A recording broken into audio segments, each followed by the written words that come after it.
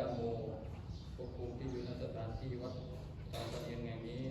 ผู้ที่อธิษฐานให้ช่วยเหลือผู้ที่เจ็บป่วยผู้ที่ตายไปอธิษฐานอะไรไว้ให้น้อมไปในคำอธิษฐานครอบวิมานกับภพภูมิทรงวิญญาณสัพเพ